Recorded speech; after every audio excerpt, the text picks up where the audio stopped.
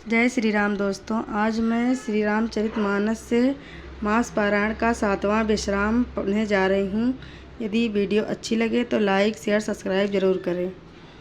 चले राम लक्ष्मण मुनि संगा, गए जहाँ जग पावनी गंगादि सुनु सब कथा सुनाई, जही परकार सुर रसी महाई। श्री राम जी और लक्ष्मण जी मुनि के साथ चले वे वहाँ गए जहाँ जगत को पवित्र करने वाली गंगा जी थी। महाराज गादी के पुत्र विश्वामित्र जी ने वह सब कथा कह सुनाई जिस प्रकार देव नदी गंगा जी पृथ्वी पर आई थी। तब प्रभु ऋषि समेत नहाए, विविध दान मही देवनि पा, हरसि चले मुनि वृंद सहाया, बेगी विदेह नगर नियराया। तब प्रभु ने ऋषियों सहित गंगा जी में स्नान किया। ब्राह्मणों ने भांति भांति के दान किए। फिर मुनि वृंद के साथ वे प्रसन्न होकर चले और शीघ्र ही जनकपुर के निकट पहुँच गए। पूरे रमयता राम जब देखी, हर्षे अनुज समेत विशेष, बापी कूप सरित सरनाना, सलिल सुधा सम मनि सोपाना। श्री राम जी ने जब जनकपुर की शोभा देखी तब वे छोटे भाई लक्ष्मण सहित अत्यंत हर्षित हुए। वहाँ अनेकों बावलियाँ, कुएं, नदी और तालाब हैं जिनमें अमृत के समान जल है और मड़ियों की सीढ़ियाँ बनी हुई हैं। गुंजत मजुमत रस भिरंगा, कूजत कल बहु बरन विहंगा, बरन बरन विकसे बन जाता, त्रिविध समीर सदा सुखदाता। मकरंद रस से मतवाले होकर भौरे सुंदर गुंजार कर रहे हैं। रंग बिरंगे बहुत से पक्षी मधुर शब्द कर रहे हैं। रंग रंग के कमल खिले हैं। सदा सब ऋतुओं में सुख देने वाला शीतल मंद सुगंध पवन बह रहा है। सुमन वाटिका बाग बन, विपुल विहंग निवास, फूलत फलत सुपल्लवत, सोहत पुर चहुपास। पुष्प वाटिका फुलवारी बाग और वन जिसमें बहुत से पक्षियों का निवास है, फूलते फलते और सुंदर पत्तों से लदे हुए नगर के चारों ओर सुशोभित हैं।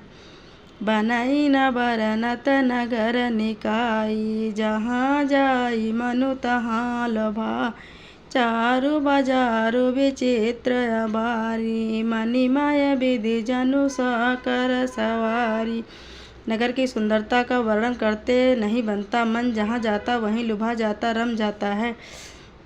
सुंदर बाजार है, मड़ियों से बने हुए विचित्र छज्जे हैं, मानो ब्रह्मा ने उन्हें अपने हाथों से बनाया हो।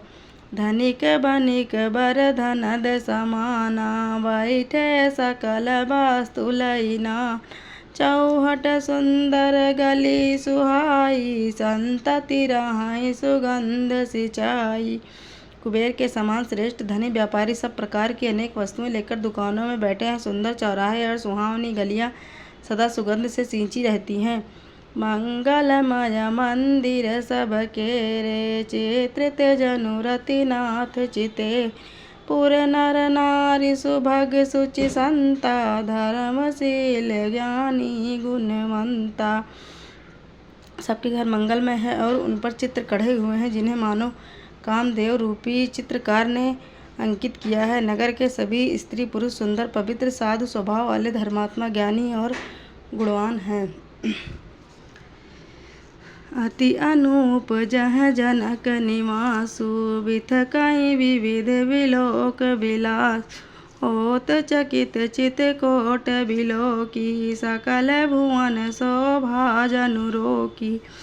जहाँ जनक जी का अत्यंत अनुपम सुंदर निवास स्थान महल है, वहाँ की विलास ऐश्वर्य को देखकर देवता भी चकित स्तंभित हो जाते हैं। मनुष्यों की तो बात थी क्या, कोट राजमहल के परकोटे को देखकर चित्त चकित हो जाता है। ऐसा मालूम होता है मानो उसने समस्त लोकों की शोभा को रोक घेर रखा है।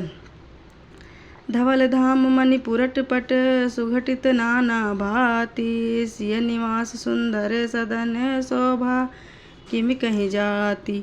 उज्जवल छज्जों में अनेक प्रकार के सुंदर रीति से बने हुए मणि जटित सोने की जरी के पर्दे लगे हैं। सीता जी के रहने के सुंदर महल की शोभा का वर्णन किया ही कैसे जा सकता है। सुभग द्वार सब कुलिस कपाटा, भूप वीर नट मागध भाट, बनि विशाल बाजी गजशाला, है गए रथ संकुल सब काला।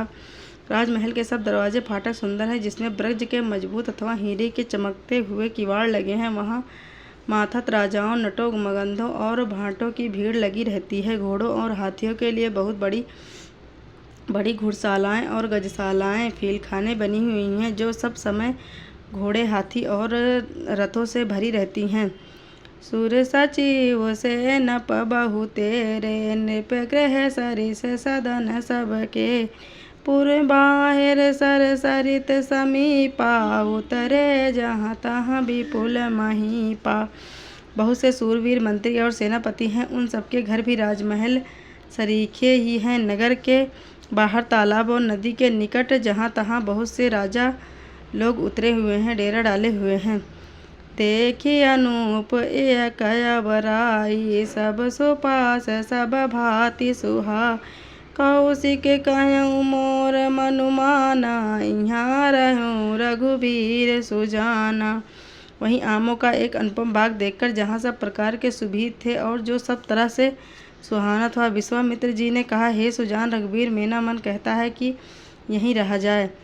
भले ही नाथ कहीं कृपा निकेता, उतरे तहाँ मुनि वृंद समेत, विश्वामित्र महामुनि आए, समाचार मिथिलापति पाए। कृपा के धाम श्री रामचंद्र जी बहुत अच्छा स्वामीपन कहकर वहीं मुनियों के समूह के साथ ठहर गए। मिथिलापति जनक जी ने यह समाचार पाया कि महामुनि विश्वामित्र आए हैं। संग सचिव सुचि भूर भट भूसर बर गुर ज्ञाति, चले मिलन मुनिमान मुनि नाय, कहीं मुदित राहु यही भांति। तब उन्होंने पवित्र हृदय के ईमानदार स्वाभिभक्त मंत्री, बहुत से योद्धा, श्रेष्ठ ब्राह्मण, गुरु और अपनी जाति के श्रेष्ठ लोगों को साथ लिया और इस प्रकार प्रसन्नता के साथ राजा मुनियों के स्वामी विश्वामित्र जी से मिलने चले। कीन्ह प्रणाम चरण धरि माथा, दीन यशीष मुदित मनु मुनिनाथा, विप्र वृंद सब सादर बंदे, जानि भाग्य बढ़ राउ आनंदे। राजा ने मुनि के चरणों पर मस्तक रखकर प्रणाम किया। मुनियों के स्वामी विश्वामित्र जी ने प्रसन्न होकर आशीर्वाद दिया। फिर सारी ब्राह्मण मंडली को आदर सहित प्रणाम किया और अपना बड़ा भाग्य जानकर राजा आनंदित हुए। कुशल प्रसन्न कहि बरहि बारा, विश्वामित्र नृपहि बैठा, तहीं अवसर आए दो भाई, गए रहे देखन फुलवारी। बार बार कुशल प्रश्न करके विश्वामित्र जी ने राजा को बैठाया। उसी समय दोनों भाई आ पहुँचे, जो फुलवाड़ी देखने गए थे।